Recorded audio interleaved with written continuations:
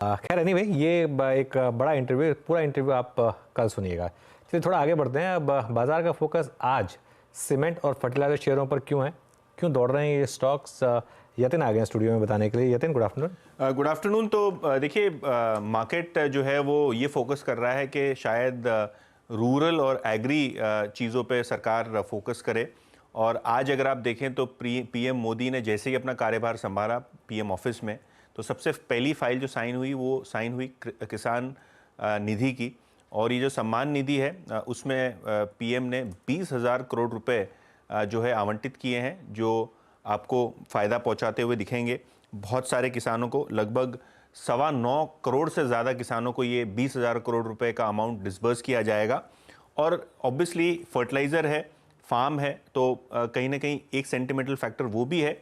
और दूसरा है कि जो मानसून की प्रोग्रेस है अभी तक की, वो काफ़ी शानदार रही है, जिसके कारण जनरली एक्सपेक्टेशन ये है कि जो सोविंग आपका एकरेज है वो बढ़ेगा इस साल, और शायद फर्टिलाइज़र और फॉस्फेटिक्स की डिमांड आपको बढ़ती हुई नज़र पड़ेगी। तो शायद इसी वजह से आप सारे के सारे फर्टिलाइज़र स्टॉक्स जो आपकी स्क्रीन पे हैं, फैक्ट, नेशनल फर्टिलाइज़र, आरसीएफ, दीपक फर्टिलाइज़र, सारे के सारे सेंटिमेंटली मूव कर रहे हैं। इसके अलावा सीमेंट शेयरों की बात करें तो यहाँ भी भरपूर एक्शन है। एक्सपेक्टेशन ये है कि क्योंकि टीडीपी सेंटर में है, कोalition पार्टनर, और आंध्र प्रदेश में जो अमरावती का कंस्ट्रक्शन है उसको एक बूस्टर मिलेगा।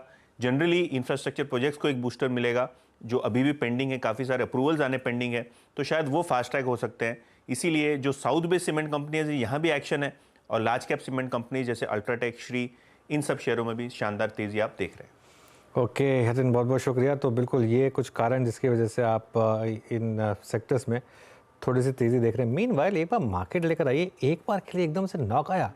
निफ्टी देखिए एकदम से डे लो पर तो नहीं, लेकिन एकदम से अब रेड में आ गया।